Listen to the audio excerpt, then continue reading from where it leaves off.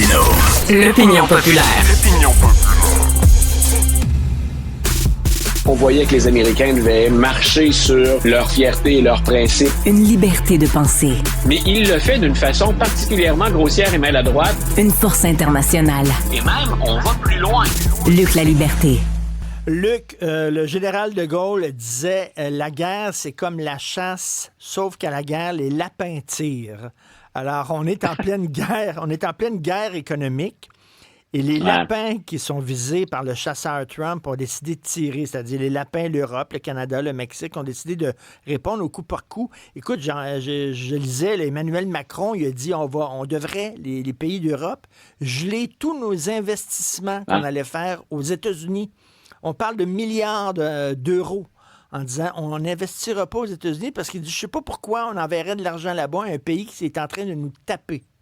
C'est vraiment ça. Est-ce qu'à un moment donné, ils vont allumer aux États-Unis? Là?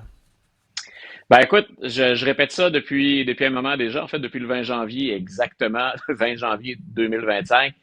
Ce que Trump fait autant pour l'économie dans les relations commerciales que ce qu'il fait avec l'État américain, ce qu'il fait avec la fonction publique, c'est pas améliorer, rentabiliser, c'est qu'il est en train, tu me permettras de m'écarter du langage correct, il est en train de sacrer ça à terre. Donc, c'est la vision. Avant que ça aille mieux, grosso modo, ce qu'il dit, c'est avant d'aller mieux, ça va aller plus mal. Ça va pas aller plus mal, il n'y a plus de machine. Par contre, une des choses que comprend, par exemple, Donald Trump ou les gens qui le conseillent, puis là, je réfère à Emmanuel Macron, c'est que j'écoutais ou je lisais aujourd'hui des réponses européennes. Et c'est un des problèmes de l'Union européenne. C'est que les pays ne seront pas touchés de la même manière par les tarifs. Eux ont une politique tarifaire qui est commune pour les pays de l'Union européenne.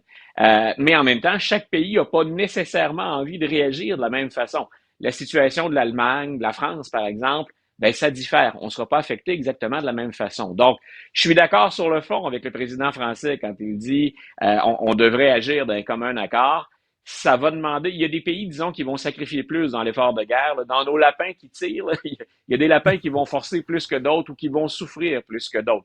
Mais ce serait la réponse. C'est la réponse, d'ailleurs, on l'a vu avec Mme Sheinbaum et avec M. Carney ici, c'est une réponse que peuvent avoir en commun le Mexique et les États-Unis. Je pense que ça explique en partie, d'ailleurs, les réserves ou la retenue, appelons ça comme ça, qu'a pu avoir l'administration Trump par rapport aux tarifs hier quand on regardait, on était avec Pierre-Olivier, on était avec Francis, puis on essayait de trouver le nom du Canada ou du Mexique dans la liste. Je pense qu'entre guillemets, on a été épargné, pas complètement, parce qu'il y avait déjà des tarifs en place, mais je pense qu'on est épargné justement parce qu'on se parle et qu'on voit bien sur le terrain les effets terribles que peuvent avoir ces tarifs. Et il y a des gens qui parlent et qui doivent faire remonter la frustration jusqu'à l'administration, et c'est en place. Mais est-ce que ce sera suffisant? Est-ce que Donald Trump est prêt à écouter? Mais oui, une des solutions, c'est de se serrer les coudes. Mais la stratégie de Donald Trump, et c'est peut-être ce que je ferai à sa place, c'est diviser pour régner. Comment je fais pour éviter que Canada, Mexique parlent d'une même voix ou qu'au sein de l'Union européenne, les pays se serrent les coudes en même temps, alors qu'on sait que le sacrifice, n'est pas à la même hauteur. Mais tu sais, quand le roi se promène, tu sais, l'analogie là, du roi est nu. Là, le roi se promène, il est tout nu, puis il dit est-ce que vous aimez mes vêtements? Puis tout le monde dit oui, vous avez des beaux vêtements. À un moment donné, tout le monde se regarde. Ça n'en prend rien qu'un qui se lève. Oui. Rien qu'un. Après ça, quelqu'un va dire moi aussi, ils sont deux, puis après ça, 3, 4, puis là, tout le monde va se lever. Là, déjà, là, tu me dis que le Sénat commence à bouger. Là. Le Sénat commence à dire écoute, wow. Là. Ça a pris beaucoup de choses, mais enfin, il y a une manifestation politique. C'est-à-dire que le pouvoir d'imposer des tarifs, surtout de la manière dont le fait Donald Trump au moment où on se parle, c'est un pouvoir, c'est clair dans la Constitution qu'à moins d'état d'urgence, d'une situation particulière, ce pouvoir-là d'imposer des tarifs, il est entre les mains des législateurs, la Chambre des représentants et le Sénat.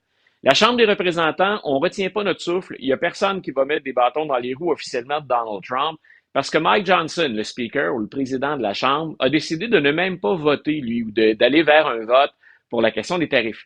Mais au Sénat, et c'est important, c'est un peu plus que symbolique à mon avis. On vient de mettre un pied dans la balance. Il y a quelqu'un qui vient de dire, et il y a entre autres Mitch McConnell qui l'a dit, le roi est nu. Il y a donc des républicains qui ont voté avec des démocrates au Sénat pour dire nous, on veut mettre fin à cet état d'urgence allégué par le président.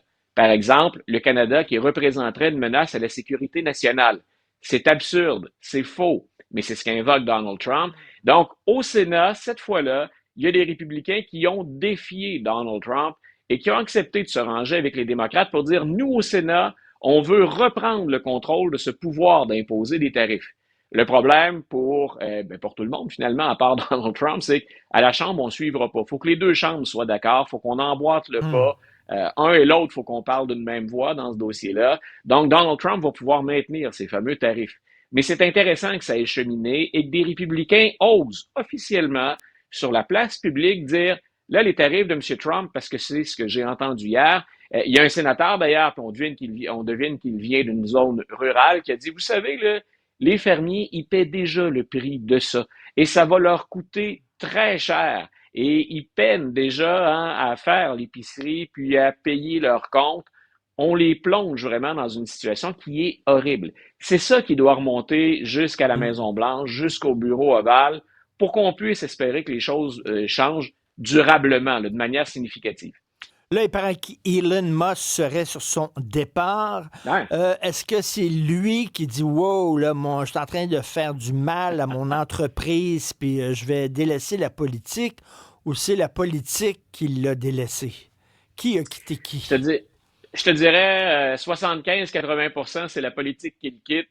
Puis il doit probablement y avoir un 15-20% qui le chatouille parce que Tesla et Elon Musk, ils sont associés pour le meilleur et pour le pire. C'est-à-dire que si le grand patron ou notre actionnaire majoritaire ou notre actionnaire important, tout ce qu'il fait sur la scène publique nuit à la marque, c'est sûr qu'il y a des gens qui disent peut-être que tu restes malgré tes pertes l'homme le plus riche de la planète, mais c'est pas le cas de tout le monde autour de la table ici. Donc, il y a assurément, si on veut replacer la marque Tesla, si tant est qu'on puisse la replacer, le titre de la compagnie, le titre des actions est nettement à la baisse. On vient d'essuyer la pire baisse chez Tesla dans les derniers jours.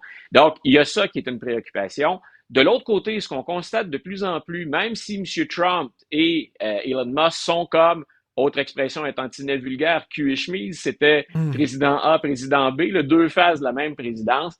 Ce qu'on constate de plus en plus dans les sondages et sur le terrain, c'est qu'Elon Musk, c'est celui qui nuit le plus à la marque Trump, à l'administration Trump. Et le plus bel exemple, et probablement le plus humiliant pour Elon Musk, c'est qu'il vient de dépenser 25 millions de dollars pour faire élire un juge conservateur au Wisconsin, et ça a eu l'effet inverse. C'est la juge progressiste Susan Crawford qui l'a emporté avec une majorité de 10%.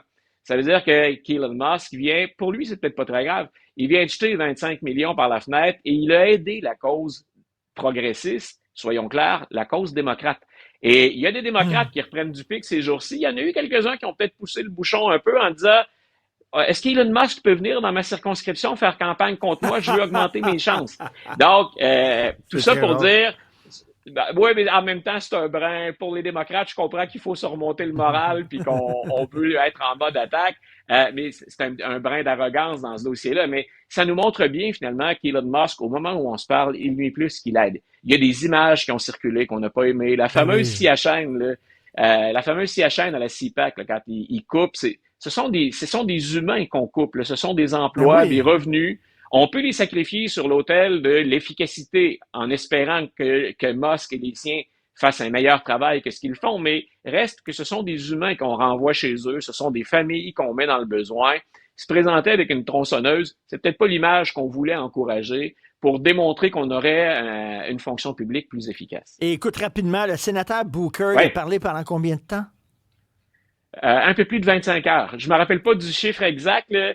L'ancien record pour un discours au Sénat, c'était un petit peu plus de 24 heures. Et c'est le sénateur Thurmond qui, lui, parlait contre la mesure pour mettre fin à la ségrégation raciale, la reconnaissance des droits civiques. Autre temps, autre mœurs, c'est un noir, Cory Booker, le sénateur du New Jersey, qui, lui, s'est employé pendant plus de 25 heures. Pas de pause pipi, pas de pas de bouteille d'eau, pas de bouffe. Plus de 25 heures à parler de choses sérieuses. Parce que parfois, on a vu des gens gagner du temps comme ça, puis c'est du théâtre, hein, c'est du théâtre politique. Le Cory Booker ne s'opposait pas à une loi, puis il n'en poussait pas une loi. Mais habituellement, quand on parle, je me souviens de Ted Cruz qui avait lu des contes pour enfants à un moment donné parce qu'il n'avait plus rien à dire, mais il ne voulait pas céder son droit de parole. Cory Booker, je ne peux pas mettre personne au défi de l'écouter pendant plus de 25 heures en ligne, mais c'est ce qu'il a fait. Il a argumenté jusqu'à la fin Et il a fini sur une citation de John Lewis, qui est un des héros qui a marché aux côtés de Martin Luther King. Et il a dit We have to get in good trouble. C'est une formule que John Lewis s'est appropriée avec le temps. C'est-à-dire que oui, on va se mettre dans le trouble, mais c'est du trouble pour que ça aille mieux. Et c'est le dernier message qu'il a lancé aux Américains avant de dire au Sénat je cède maintenant la parole. Donc, le Sénat était en fonction pendant 25 heures. Ça devait dormir. Ouais. Il y en a qui devaient dormir autour de lui. Le Sénat n'était pas plein, mais il y avait des gens devant lui. Et ça, on peut le retrouver sur n'importe quel réseau social, sur YouTube. Quand il dit finalement épuisé, faut le voir, il faut voir ses yeux. Puis, écoute, il avait même commencé à jeûner avant de commencer à parler. Là, pour être sûr de ne pas avoir besoin d'aller à la salle de bain, il avait déjà entrepris son jeûne avant. Il est complètement épuisé, mais il a le droit à une salve, à une ovation debout, après avoir fracassé le record. Puis après avoir, mine de rien, c'est plus de 25 heures à argumenter. Je parle beaucoup pendant un cours de 3 heures. Pas sûr que j'aurais tenu le coup pendant 25 heures. Écoute, je lance le défi à Max-Émile et Jean-Philippe, le réalisateur. Si on peut trouver la fin du discours de M. Booker, puis tantôt, là, je le montrerai au cours de l'émission. Moi, je veux le voir après 25 ans. Ça ressemble à un film de Capra, là, où tu as James Stewart qui parle au Sénat, puis qu'il n'y a plus de voix à la fin, là, puis tout ça. Là. Ça ressemble vraiment à ça. OK, on va regarder ça. Merci beaucoup, Luc. Salut. Bonne fin de journée, Richard. Bye.